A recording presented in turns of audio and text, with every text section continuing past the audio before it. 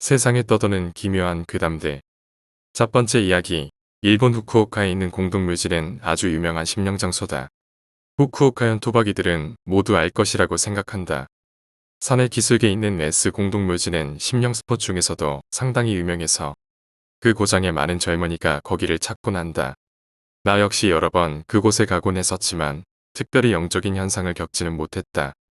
고등학교 때 멋진 곳에서 캠프를 하고 놀자는 이야기가 나왔다. 그래서 우리는 그 산의 정상 부근에 있는 오두막집에서 바베큐도 하고 신나게 놀기로 결정했다. 그 오두막집은 누구나 사용할 수 있는 공용이었고 집 안에는 난로와 의자 몇 개가 있을 뿐이었다.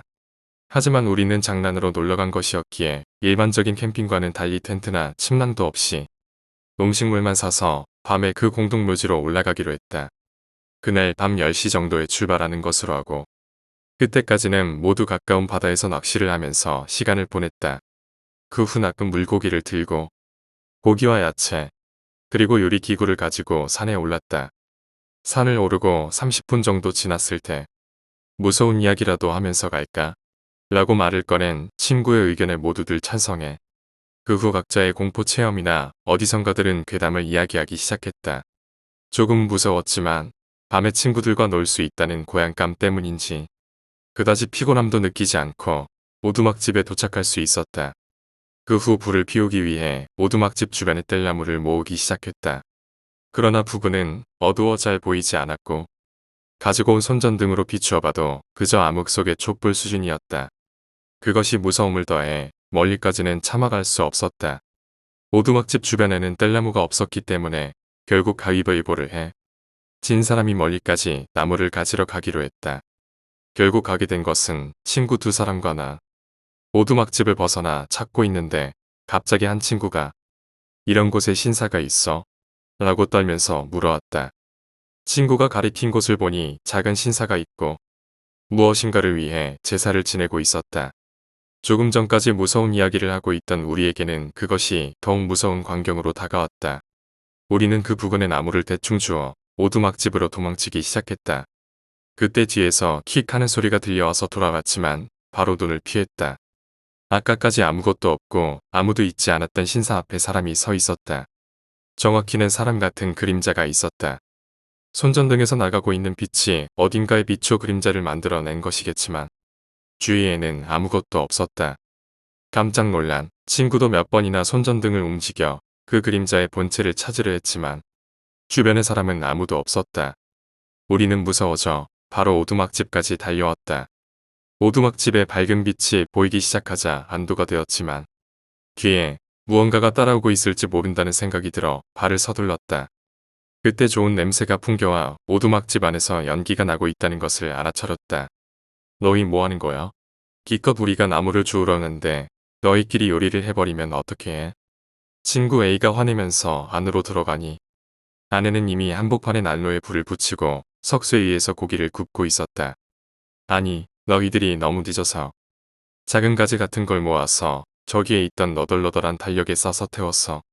처음에는 올해 달력인가 싶었는데 날짜를 보니까 10년 전 달력이더라고. 아마 괜찮을 것 같아. 친구 한 명이 말했다. 10년 전의 달력이라니.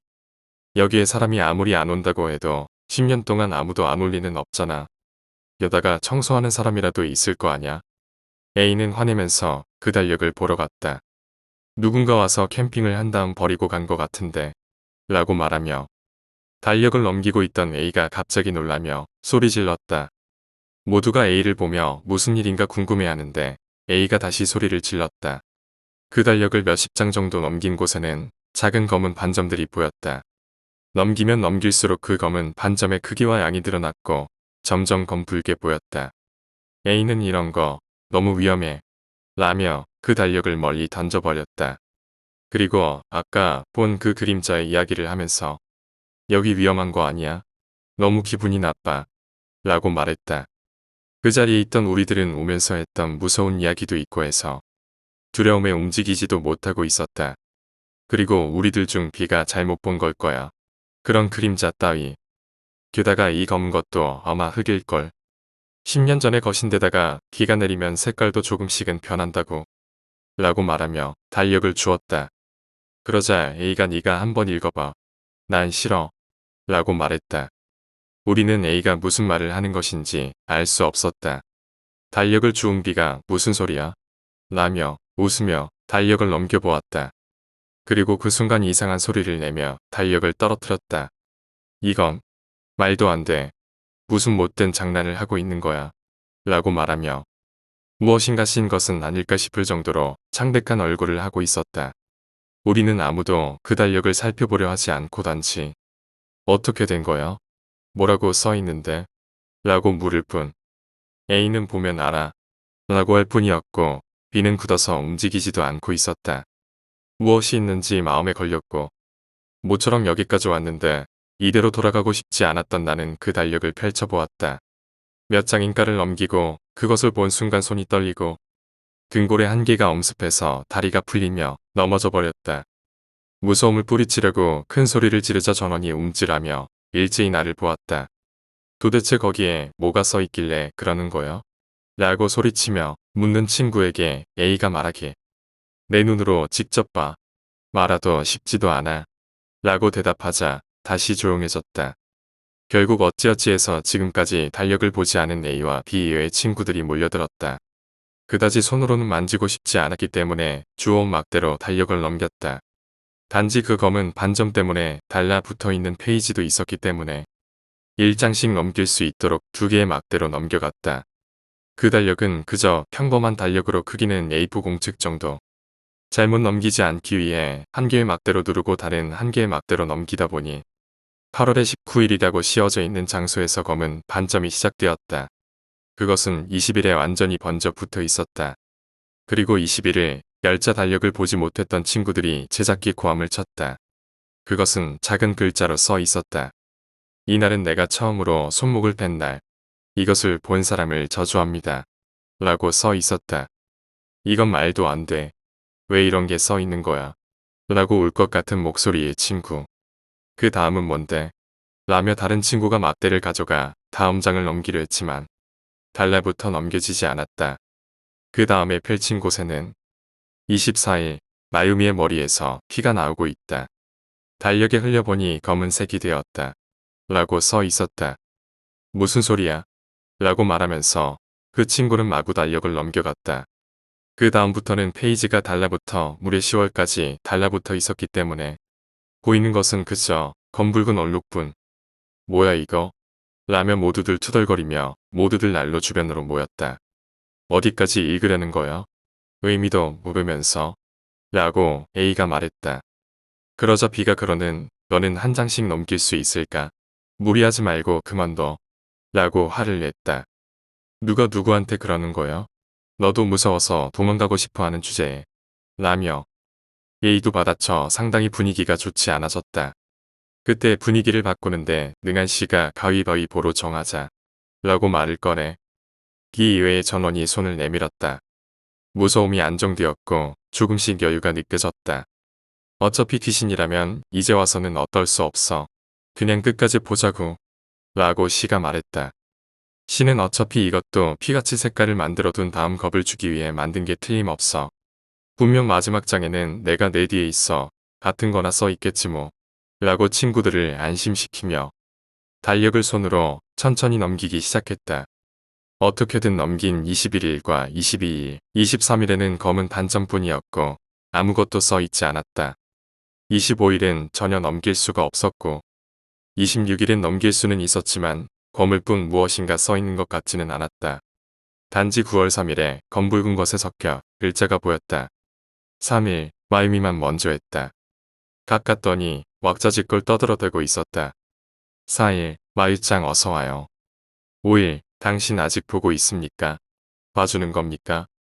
이것을 읽고 기분이 나빴지만 시가 말한 대로 써 있었기 때문에 모두들 뭐야, 이거 만든 건가? 시가 말한 대로네. 나쁜 장난이구나. 라며 웃으며 보고 있었다. 10일, 저기 마유짱이 누구야? 이상하게 이 문장만 큰 글자로 써 있었다. 이 녀석 정신병자 아니야? 라고 A가 말하자 지나치게 이상한 애라고 모두 동의했다. 13일, 오늘 나는 자살합니다. 목을 잘라 자살합니다. 목을 매는 것인가라고 생각했지만 이렇게 쓰여 있었다. 신사가 좋을까? 산, 공동묘지, 어디가 좋을까? 마유짱도 데리고 갑니다. 이 달력을 찾은 사람은 12월 24일을 봐. 나는 죽었지만 이렇게 써 있었다. 그리고 12월 25일 마유미도 마유짱도 죽인 후에 난로로 구웠다. 마유짱의 머리 제대로 잘라서 신사 앞에 두었어요. 마유미의 발도 잘라서 신사의 뒤에 넣었어요. 나는 거기에 계속 있었어요. 이것은 겁을 주려고 만든 것이 아니에요. 일기인걸. 내가 없기 때문에 부탁도 들어주지 않아. 당신은 타버려. 라고 작은 글자로 써 있었다. 이 글씨만은 정신 이상자가 쓴 것 같은 내용임에도 불구하고 상당히 잘 쓴 글씨였다. 그때까지는 웃고 있었지만 점점 기분이 나빠졌고 처음에 본 저주한다는 말도 생각나 이제 돌아갈래? 라고 A가 말했다. 하지만 돌아가려 한다 해도 이미 밤 12시가 훌쩍 넘었는데 손전등만 들고 온 길을 되돌아갈 용기가 없어 아무도 찬성하지 않았다. 아침까지 기다리자 라고 대답했다. 하지만 B가 여기에서 정말로 이런 곳에서 라고 반문했다. B와 A는 벌써 나가는 편이 좋다고 준비를 하고 있었다. 하지만 다른 친구들은 안 돼. 밖에 나가고 싶지 않아. 라며 거부했다. 그 후 결국 거기에서 아침까지 기다리기로 정했지만 바베큐를 할 마음도 없어진 데다 모두들 기분이 나빠져서 다투듯 이야기만 하고 있었다. 그리고 몇십 분 후 갑작스럽게 밖에서 이상한 소리가 들려왔다. 우리는 모두 움찔 놀라 가만히 몸을 멈추고 입을 닫았다.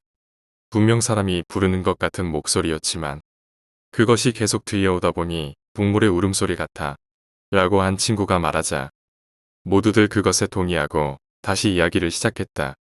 그리고 그 순간 쾅쾅하고 오두막집의 뒤편이 무엇인가에 강하게 얻어맞았다. 외치는 목소리도 귀가 늘었다. 그리고 그와 동시에 다시 뒤쪽에서 쾅쾅하고 누군가가 친다. 뭐야, 이거? 누군가가 공격하고 있는 거야? 라고 B가 거의 울면서 말하자 이제 옆쪽에서 쾅쾅 하는 소리가 울린다. 그리고 갑자기 문이 열렸다. 너희들 여기서 뭐 하는 거야? 눈을 들어보니 한 사람의 남자가 서 있었다. 우리들은 모두 무섭기도 하고 갑자기 나타난 이 남자가 누구인가 싶어 굳어 있었다. 계속 불러댔잖아. 들리냐? 라고 짓거리는 남자의 손에는 낡은 배트가 쥐어 있었다. 그것이 무서워서 말이 잘 나오지 않았다. 딸랑 대답 안 하냐? 라며 남자가 배트를 문에 후려갈기자 그제야 입이 좀 트였다. 바베큐를 하려고 왔었습니다. 아는 사람한테 이곳의 오두막은 누구나 쓸 수 있다고 들었기 때문에 왔습니다. 라고 말했다. 그러자 남자는 바보 천치냐? 여기는 지금 내가 살고 있다고. 당장 여기서 나가. 라고 말했다. 정말 죄송합니다. 여기가 다른 사람의 집인 줄은 몰랐어요. 라고 말하자 누구의 집은 아니지만 내가 먼저 살고 있었어. 누가 여기 사는지 알겠으면 당장 여기서 나가. 라고 외치며 배트를 문에 후려갈겼다. 급히 짐을 챙겨 거기서 나가려고 했을 때 그 남자가 욕을 하기 시작해서 우리는 고기와 물고기를 그대로 둔 채 도망치듯 밖으로 나왔다. 밖에 나가면서 그 남자의 옆을 지나갈 때 남자의 눈을 보고 나는 조금 긴장했었다. 아마 백내장인 것 같았지만 각막 자체가 흰색이었다. 이런 눈으로 보이기는 하는 걸까 싶은 정도였다. 밖에 나온 후에는 그저 서 있을 뿐이었지만 어두움에 무서워져서 모두들 급하게 손전등을 켰다. 손전등을 어디에 비추어야 할지도 몰라 발밑을 비추며 어떻게 하지? 라고 이야기를 하고 있었는데 오두막집에서 다시 고함치는 목소리가 들렸다. 당장 나가라고 말했잖아. 너희들 나가라고. 듣고 있느냐? 라고 외치고 있었다.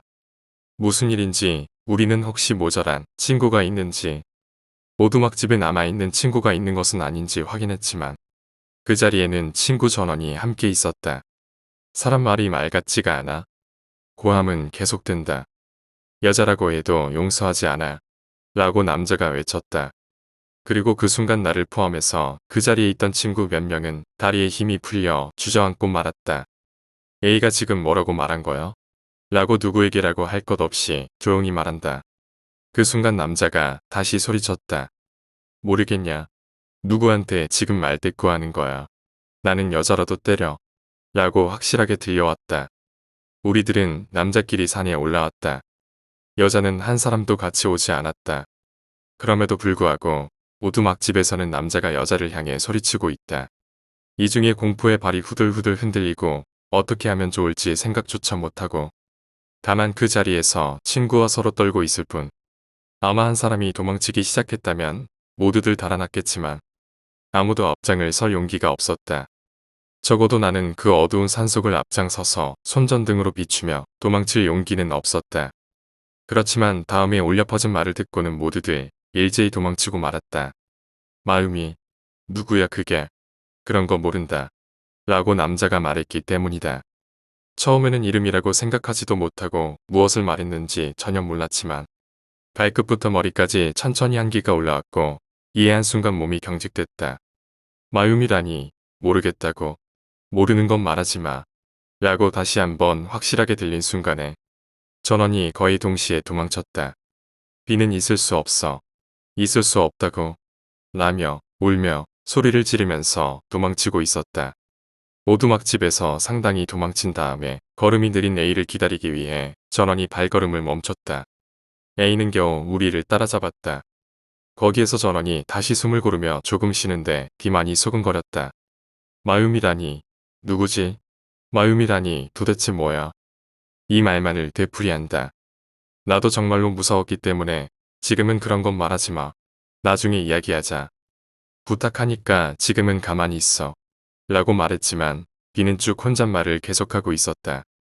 그 후 그럭저럭 숨도 차분해지고 컨디션도 좋아져 조금씩 침착을 되찾고 산을 내려갔다. 내려가면서도 뒤쪽이 마음에 걸리고 조금의 소리에도 민감해져 있었다. 조금 더 내려가니 길의 끝에 지장보살상이 있고 아래쪽 거리의 빛도 보이기 시작했다. 빛이 보여서 상당히 안심하게 된 우리들은 지장보살상에게 저주받지 않게 해주세요라고 소원을 빌고 모두 멈추어 손을 합창했다. 그거 지장보살한테 빌어도 되는 거야? 갑자기 친구 D가 말했다. 이거 지장보살이기는 하지만 과연 우리를 지켜줄 수 있을까? 라며 안절부절하며 말을 꺼냈다. 잘은 모르지만 지장보살은 무언가를 지켜주거나 앵마기를 해주는 거 아니야? 라고 물었다. 분명 앵마기 같은 걸 해주기는 하지만 이 지장보살상 이상하잖아? 라면서 D는 조금씩 뒷걸음질 친다. 뭐라는 거야? 말할 거면 확실하게 말해. 라고 A가 D에게 소리쳤다. 지장보살의 발이 잘려나가 있어. 발목 부분부터 잘려나갔다고. D가 말하자마자 전원이 일제히 지장보살의 발을 바라봤다. 확실히 오른쪽 다리의 밑동이 부자연스럽게 없어져 있었다. 그 옆에 서 있는 작은 풍차 몇 개가 갑작스레 불어온 바람에 돌아가면서 차르릉 하는 소리를 낸다. 그 풍차 밑에 마음이라는 글자가 보였다. 등골에 한기가 되돌아왔다. 그 후 즉시 달리기 시작해서 아래의 도로까지 도망쳐왔다. 산에서 빠져나와 아스팔트 도로를 보자 안심이 되었다. 숨을 고르고 전원이 가장 가까운 A의 집으로 가기로 한 다음 도로를 걷기 시작했다. 시간은 새벽 2시로 부근은 상당히 조용했고 차도 돌아다니지 않았다. 전혀 상관없었지만 반대쪽에 있는 공동묘지 쪽의 인도를 우리랑 반대로 지나가는 사람의 모습을 보고 움찔해서는 다시 달리기 시작했다. 그 걷고 있는 사람의 모습을 분명하게 본 것은 아니었지만 왠지 여자아이였던 것 같은 착각을 해온 몸에 소름이 끼쳤다. 이쪽을 보지 마. 이쪽을 보지 마라고 무서워하며 중을 떼고 도망쳤다. 그 후 A의 집에서 지금까지 겪은 일들을 다시 이야기하며 아침까지 시간을 보냈다. 다음 날부터 D가 D의 이명이 멈추지 않아. 병원에 찾아간 것 이외에는 특별히 지금까지 이상한 일은 없었다. 하지만 이후 D는 만성 이명에 걸려버려 본인의 말로는 단단히 귀신에 들려버린 것 같다. 라며 아마 아직도 공포에서 벗어나지 못한 것 같다. 여자가 밤에 머리맡에 선다. 그리고 설려나가는 순간을 내 앞에서 쭉 계속해서 말한다. 라고 말할 때고 있었지만 그 이야기를 할 때 이외에는 평소와 같다. 그렇기 때문에 아마 괜찮은 거라고 생각한다. 그 오두막집의 이야기를 형에게 했더니 형이 갔을 때는 별로 그런 것도 없었고 평범하게 바베큐를 하고 형의 친구도 우리가 간 다음 캠핑을 했었다고 한다. 잡지 같은 것은 있었지만 딱히 사람이 살지는 않았어. 라고 한다. 키산 자체의 영적인 현상에 관해서는 일체 들은 적이 없고 근처의 S공동묘지와 그 안쪽에 이누나키 고개가 유명했지만 나는 그 이후 산에 가까이 가지 않고 있다. 다른 친구가 한 번 T산에 자기들끼리 간 적이 있다고 하는데 그 이야기를 한 탓에 지장보살을 보러 갔다고 한다. 너희들, 저것은 유산한 아이를 위해 만든 지장보살이야. 그런데도 장난친 거니? 라는 소리를 듣고 아무 말도 하지 않았다고 한다. 거짓말한 거지? 분명 눈의 착각이었을 거야. 발은 제대로 붙어 있었다고. 라고 말했지만 그 이후에는 결코 확인하러 가보지 않았다. 최근 그 친구들 중 D가 10년 전에 무슨 사건이 있었는지 조사해봤지만 특별히 무슨 사건은 없었다고 한다. 단지 S 공동묘지 안쪽에 있는 이누나키 고개는 사고가 많아 여러 사람이 죽었지만 이 일과는 아마 관계가 없을 것 같다. 확실하게 기억해서 찾아보았으면 좋았을지도 모르겠지만 적어도 이 경험만으로도 나는 평생 잊지 못할 공포스러운 경험을 했다고 생각한다. 두 번째 이야기, 악령에게 쫓기는 가족. 저는 평생을 어머니와 함께 단둘이서 살았습니다. 아버지는 제가 태어난 후 바로 돌아가셨다고 어머니께서 말씀해 주셨고 할아버지나 할머니는 물론 친척들과도 만난 적도 없었고 만날 일 없는 사람들이라 생각했었습니다. 이런 게 이상한 환경임을 알아챈 것은 한참 시간이 지난 뒤였습니다. 언제 적이었는지는 잘 기억나지 않지만 누나가 있었던 것 같습니다. 마치 꿈과 같은 희미한 기억이라 이게 진짜인지 아닌지는 알 수 없습니다. 어렸을 적에 어머니에게 이 사실을 말씀드리니 이유도 모른 채 호되게 혼이 났기 때문입니다. 그 당시 우리는 이사를 자주 다녔는데 같은 곳에 1년 이상 머문 적이 없었습니다. 어머니께 이유를 물으니 쫓기고 있기 때문이야 라는 대답이 돌아왔는데 누구한테 쫓기고 있는데요? 라고 물으니 아주 무서운 것이라고 했습니다. 아무리 도망쳐도 반드시 쫓아와. 검은 녀석이 가장 먼저 우릴 찾아내지. 라는 말씀도 하셨는데 이사하는 방법도 기묘했습니다. 아침에 일어나 보면 갑자기 어머니가 짐을 싸며 집을 나갈 준비를 하고 있었는데 가재 도구는 거의 없는 것이나 다름없어서 준비는 금방 끝났습니다. 그리고 이웃에게 인사도 하지 않고 바로 집을 나가버립니다. 마치 그곳에 있는 무언가로부터 도망치는 듯 매우 분주한 이사였습니다. 어머니는 가는 곳마다 이른바 영능력자를 찾아다녔는데 영능력자들은 어떤 주문 같은 것을 외거나 우리들에게 다양한 지시를 내리며 그것에 따르도록 명령했습니다. 하지만 효과가 없었던 모양인지 우리의 이사는 끊임이 없었습니다. 어느 영능력자는 마지막으로 이런 말을 했다고 합니다. 당신에게 신 것을 불지하기엔 제 힘이 너무 부족합니다. 추측하건대 그것을 불지할 수 있는 존재는 없을지도 모릅니다. 대체 그게 어떤 존재인지조차 파악이 어렵습니다. 초등학교 4학년 즈음 결국 저와 어머니는 어느 절에 들어갔는데 그곳의 주지스님이 그 지역에서 악령불제로 이름난 사람이었기 때문입니다. 당시에 저희는 절구석에 있는 별채에서 생활을 시작했습니다. 매일 이른 아침부터 좌선을 하고 불경도 외워야 했고 이따금 목욕제게나 꼬마의 연기를 뒤집어 쓰는 경우도 있었습니다. 주지스님은 저희를 위해 매일같이 경을 외웠고 불제를 위한 의식을 반복했습니다. 그것에 안심한 어머니는 더 이상 이사를 하지 않고 절에 쭉 머물렀습니다. 중학생이 된 저는 그제서야 한 곳에 머무른 것에 익숙해지기 시작했는데 학교 친구들도 생겼고 남들처럼 공부도 했고 동아리도 들었습니다. 그러다 보니 절 생활이 귀찮아지기 시작했습니다.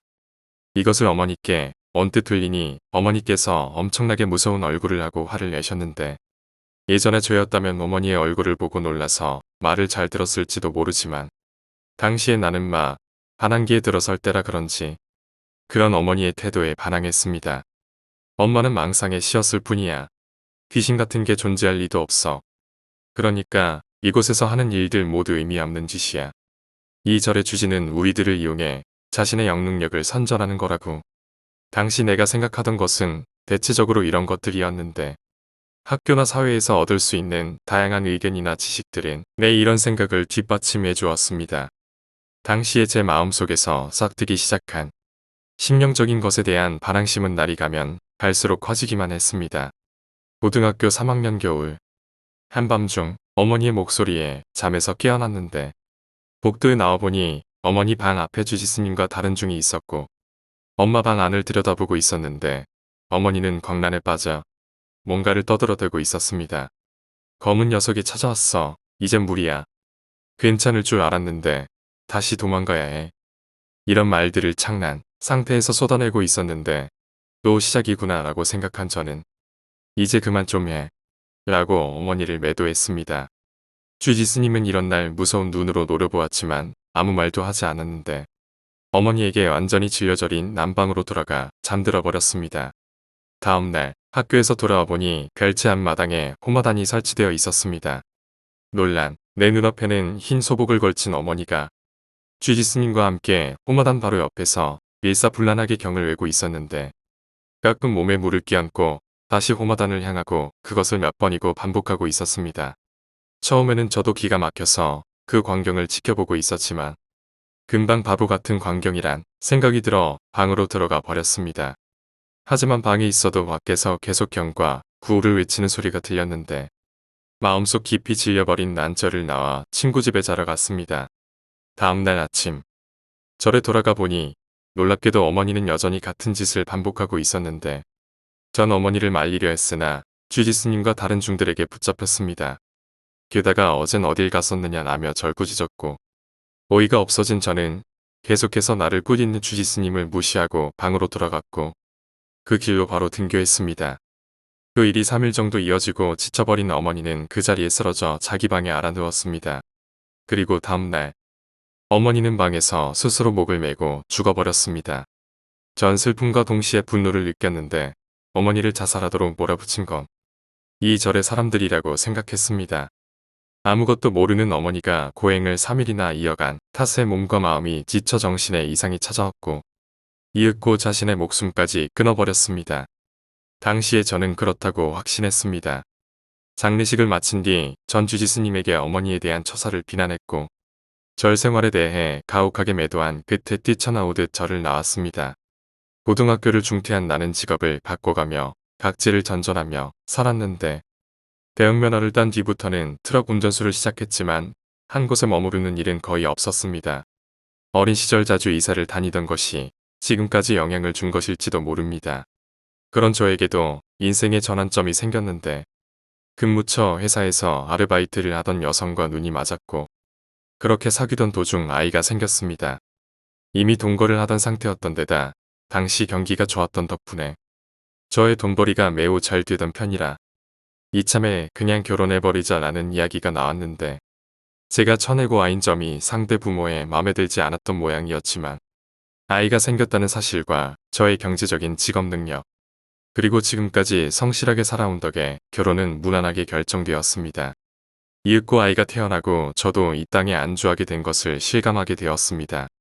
장거리 운전이었기 때문에 집을 자주 비우긴 했으나 휴일에 가족들과 함께 시간을 보낼 때면 지금껏 맛본 적 없던 가족의 따뜻함이 느껴졌고 당시에 저는 이 행복이 언제까지고 이어졌으면 좋겠다고 진심으로 빌었습니다. 하지만 이것은 이루어지지 못했습니다. 어느 날 갑자기 밤중에 잠에서 깬 저는 왠지 모를 나쁜 예감에 쉽게 잠에 들지 못하고 있었는데 제 곁에는 부인과 2살배기 아이가 잠들어 있었습니다.